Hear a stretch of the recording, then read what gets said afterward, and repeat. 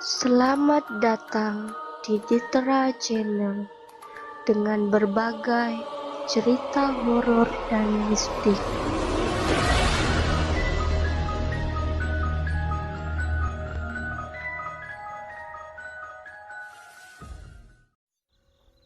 Kisah sumur angker bekas pembunuhan. Sore itu, Dito bersama teman-temannya sedang bermain bola di salah satu lapangan yang berada di desanya. Tiba-tiba, teman Dito yang bernama Rizal mengajak Dito dan teman-teman lain nanti malam untuk mendirikan tenda di kebun dekat rumahnya. Rizal ingin mengadakan acara bakar singkong dan api unggun untuk mengisi acara liburan sekolah mereka. Pada saat itu, Dito masih kelas 5 SD, jadi yang menyetujuinya hanya ada 5 orang, termasuk Dito dan Rizal. Jam 5 sore, Dito bersama 3 teman lainnya sudah berkumpul di depan kebun itu sambil menunggu Rizal yang belum datang. Rizal adalah anak yang paling berani di antara mereka berlima. Dia nakal, tidak takut terhadap siapapun, dan mempunyai jiwa sok pemimpin. Dito sebenarnya agak risih dengan sifatnya yang seperti itu. Tapi, apa boleh buat? Karena dia adalah temannya, mereka harus saling menghormati. Jam 5:10 sore, akhirnya Rizal datang juga. Mereka berlima langsung masuk ke dalam kebun yang tidak terawat itu. Mereka mencari tempat pembangunan tenda yang jauh dari sumur tua itu. Menurut cerita dari sesepuh desa, konon sumur tua itu dulunya ada seorang perempuan yang dibunuh dan mayatnya dibuang ke dalam sumur itu. Kejadian itu terjadi ketika zaman penjajahan. Wanita itu menolak dinikahi oleh seorang jenderal dari Belanda. Lalu wanita itu diperkosa dan dibunuh oleh kompeni-kompeni yang biadab itu. Setelah mereka menemukan tempat, mereka segera mendirikan tenda di tempat yang jauh dari sumur tua itu. Setelah tenda berdiri, mereka cepat-cepat mengumpulkan ranting untuk membuat api unggun sebagai sumber cahaya mereka satu-satunya. Setelah selesai membuat api unggun, Dito dan Rizal masuk ke dalam kebun untuk mencari singkong. Dito bersama Rizal membawa obor untuk masuk ke tengah kebun. Di kanan kiri sangat gelap, banyak ditumbuhi semak belukar dan bayang-bayang pohon yang menjulang tinggi. Dito merasakan terpaan angin di tubuhnya. Ia mencoba untuk tidak memperdulikan suasana itu. Dito dan Rizal sibuk mencabut singkong-singkong yang tertanam di dalam tanah. Setelah dirasa cukup, mereka langsung kembali ke tenda. Di depan tenda, mereka berlima membakar singkong dan melahapnya. Tak terasa, waktu telah menunjukkan pukul 11 malam. Persediaan ranting pohon untuk api unggun pun habis. Di sekitar tenda tidak ada pohon-pohon besar. Jadi, untuk mencari ranting pohon, mereka harus masuk ke tengah kebun. Karena hanya di sana banyak pohon-pohon besar yang menjatuhkan rantingnya. Rizal langsung mengajak Dito untuk masuk ke tengah kebun itu.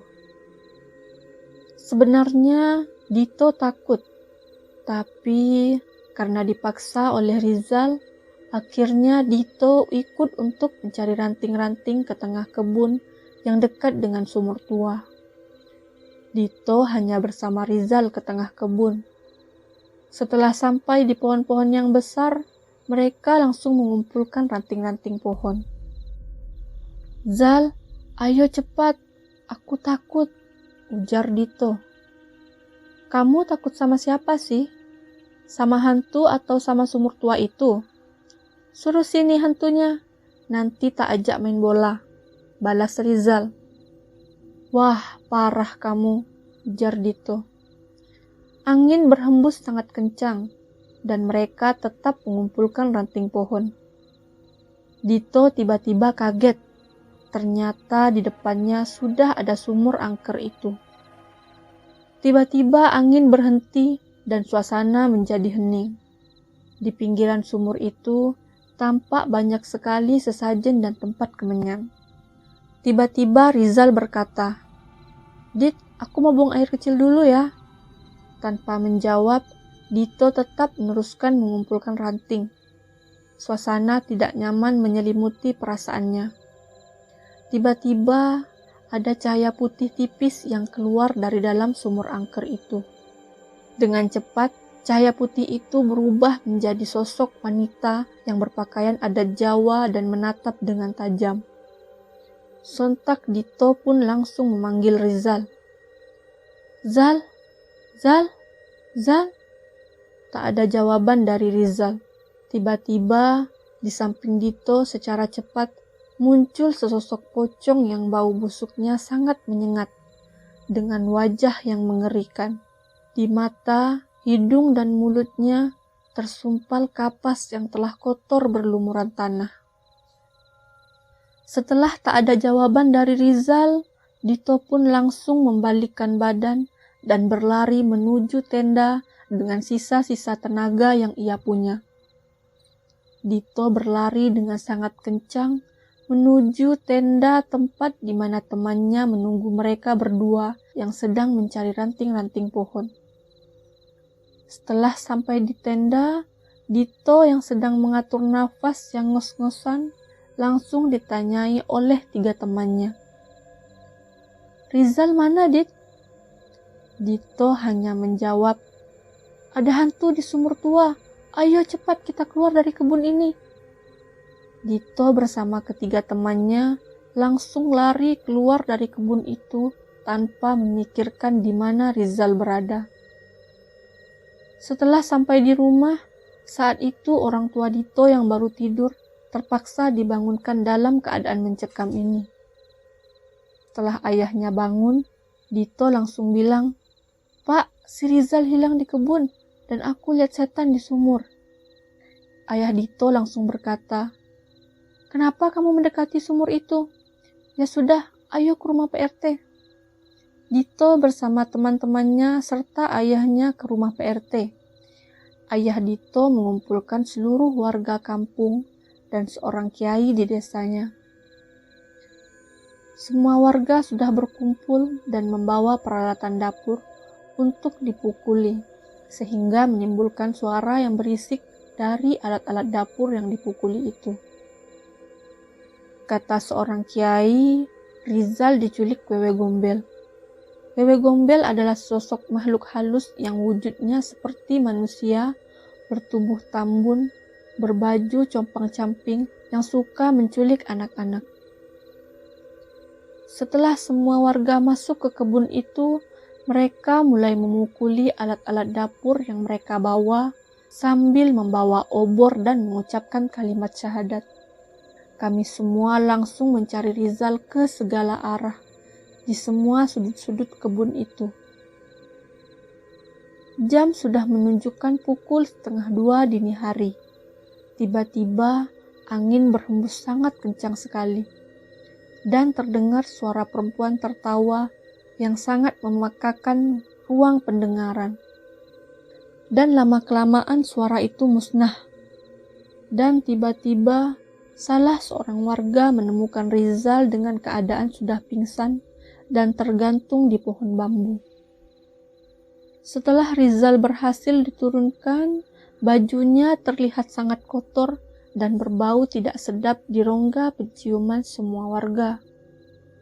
Setelah kejadian itu, ada peraturan dari kepala desa kalau semua warga tidak boleh masuk ke dalam kebun yang ada sumur tua dan angker itu. Setelah 1 minggu, Rizal pun baru keluar bermain lagi dan bergabung bersama teman-teman semua. Sekarang Rizal jadi orang yang pendiam sekali. Dito langsung bertanya, kenapa ia menghilang saat mencari ranting pohon pada saat itu. Rizal menjawab, "Sewaktu aku izin buang air kecil, aku langsung menuju ke semak belukar. Pas di bawah pohon itu, aku langsung buang air kecil. Tapi pas aku buang air kecil, tiba-tiba ada sesosok wanita yang bertubuh besar, bajunya compang-camping.